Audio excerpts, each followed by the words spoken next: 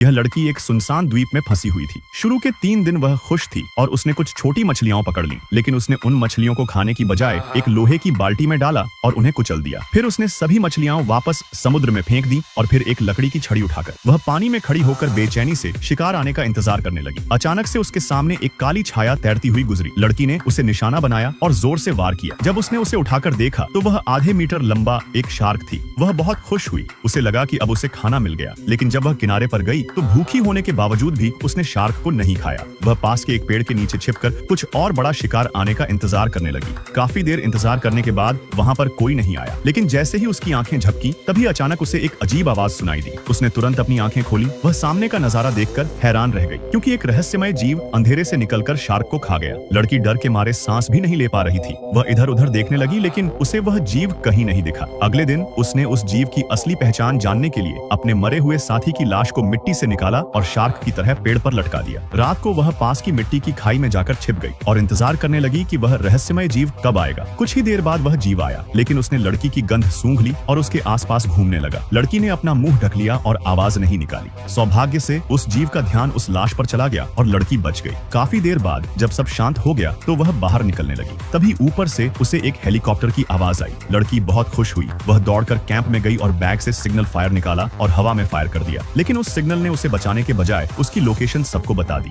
लड़की डर के मारे पास पड़े डंडे को उठाकर भागने लगी, लेकिन वह रहस्यमय जीव उसका पीछा कर रहा था। आखिर में वह पानी के रास्ते से छलांग लगाकर लड़की के सामने आ गया। लड़की ने बचने के लिए उसे जोर से वार किया, लेकिन उस जीव ने लड़की को मारने के बजाय वहां से गायब हो गया। लड़की बच तो गई, लेकिन वह जानती थी कि वह जीव वापस से फिर आएगा, इसलिए उसने उस द्वीप को छोड़कर जाने का फैसला किया। अगले दिन उसने जमीन पर फैला सूटकेस देखा। उसने अपने सभी महंगे ब्रांडेड कपड़े बाहर निकाल दिए और सस्ते लाइफ जैकेट को सूटकेस में भरकर अच्छी तरह बांध दिया। फिर उसने सूटकेस को समुद्र में खींचा ताकि उसे एक नाव की तरह इस्तेमाल कर सके और उस द्वीप से निकल सके। लेकिन जैसे ही उसने उसमें चढ़ने की कोशिश की, सूटकेस उसका वजन नहीं सह पाया और पलट गया। उसने फिर कोशिश की, लेकिन अंत में उसका प्लान फेल हो गया और उसे वापस द्वीप पर आना पड़ा।